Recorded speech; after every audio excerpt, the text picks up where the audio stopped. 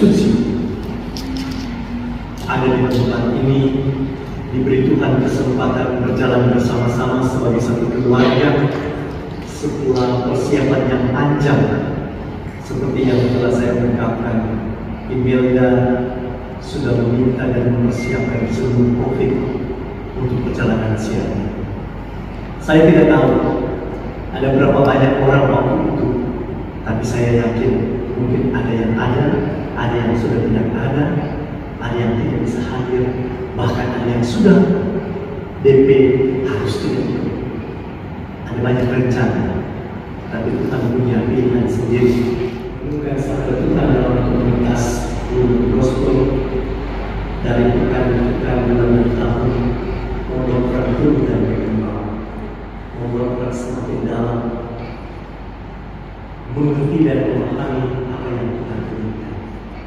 Untuk mengerti dan memahami apa yang Tuhan inginkan, tidak serta-merta kalau kita hanya bisa pandai mengerti dari konteks. Kami jalan-jalannya. Sebab siapakah yang mengetahui pikiran Tuhan? Atau siapakah yang pernah menjadi penasehatnya?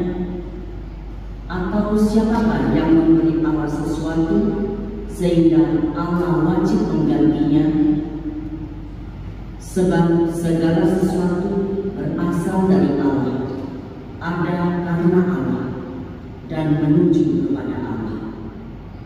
Bagi Dialah kemuliaan selama-lamanya. Demikianlah sabda Tuhan. Inilah Injil suci menurut Lukas.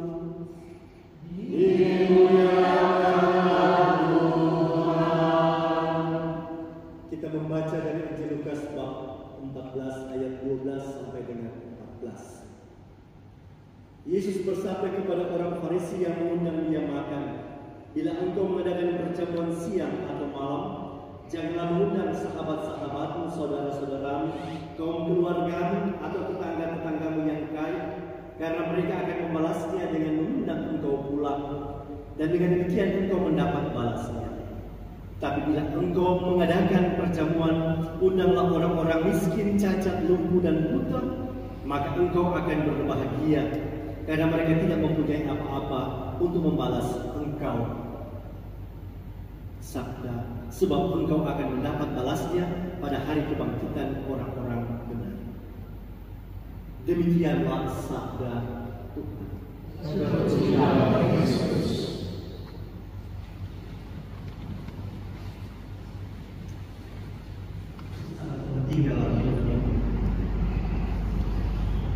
Kejujuran dan ketulusan amat-amat. Kita sekarang dipertontonkan dalam kehidupan berbangsa dan bernegara saat sekarang ini. Kita juga melihat bagaimana kita bisa menilai orang yang tulus dalam perkataan dan perbuatannya. Tuhan meminta kepada kita ketulusan. Mungkin kita bisa berbicara banyak, bisa berbicara luar biasa, tapi apakah kita itu orang yang punya sifat yang tulus? Sebab ketulusan itu seperti Yesus selalu katakan, "Biarlah anak-anak datang kepadaku, sebab mereka telah punya kerajaan surga." Sebab pada anak-anak ada sifat yang polos. Mereka tidak bersembunyi dengan banyak. Mungkin bagi orang yang pandai bisa bersilat lidah, orang bisa mengucapkan dan banyak penuh dengan sejuta. Kelihatan nampaknya rasional, kelihatan alasan-alasan yang disampaikan masuk akal, tapi sebenarnya ada ketulusan di balik itu. Sedalamnya laut dapat diukur, tapi dalamnya hati hanya Dia yang tahu. Tuhan tahu. Sebelum engkau diciptakan dalam rahimmu, aku telah tahu siapa engkau. Mungkin kita bisa berkata kepada banyak orang, mungkin kita bisa mengatakan statement-statement yang begitu luar biasa. Tapi mungkin setelah keluar gereja, saya pun kadang mungkin pastor bisa berkhianat apa yang dia katakan. Ketulusan itu. Tapi apakah ketulusan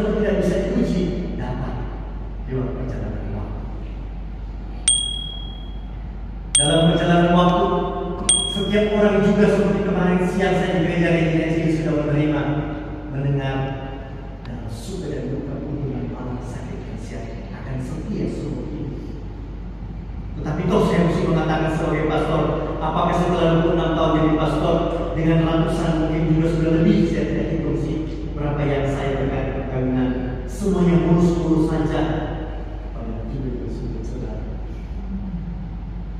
Walaupun mereka berjanji dengan perlingan air mata, berjuang pada waktu itu, tapi mereka juga tidak mampu berjuang untuk mengenal.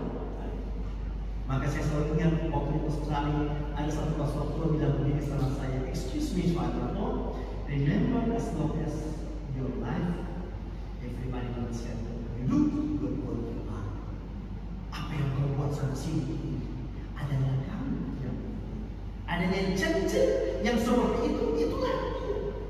Bukan karena dia mesti baik semua orang dengan wajah begini, berbuat begini. Mungkin tidak bisa begini. Banyak orang juga bisa begitu. Ada juga orang bisa begitu bertahun-tahun lamanya dalam kehidupan imannya. Ada juga orang bertahun-tahun lamanya menipu juga dalam kehidupan perkawinan. Bilang cinta, tetapi ternyata di balik itu ada banyak luka.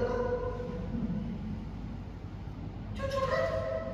Saya bicara yang apa adanya, saya tidak bicara seperti apa yang saya pelajari. Ketulusan itu dialami setelah perjalanan yang panjang. Pemurnian itu setelah yang panjang. Punya teman sahabat yang benar-benar sahabat. Mungkin pada saat senang-senang orang bilang sahabat, tapi apakah di saat dia susah kita masih bersahabat dengan dia? Akan diuji dong. Mungkin pada waktu kita senang-senang kita selalu bersama-sama, tapi ketika mungkin dia mengalami namanya jelek, namanya rusak, namanya apa, apakah kita masih ada bersama dengan dia? Karena kita meninggalkan dia.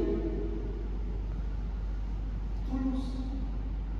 Tetapi kalau kita belajar daripada Tuhan Yesus, ketika dia memikul salib dari rumah Pilatus sampai bukit Golgota, ketika dalam keadaan sangat berat pun dia masih bisa menasihati wanita-wanita dari Yerusalem. Bukan karena sekarang semuanya wanita yang saya lihat. Tapi boleh saya teringat seketika saya berpikir tentang itu. Hai wanita-wanita dari Yerusalem, tangislah dirimu dan anak-anak. Walaupun kita mungkin mengalami susah, kita masih bisa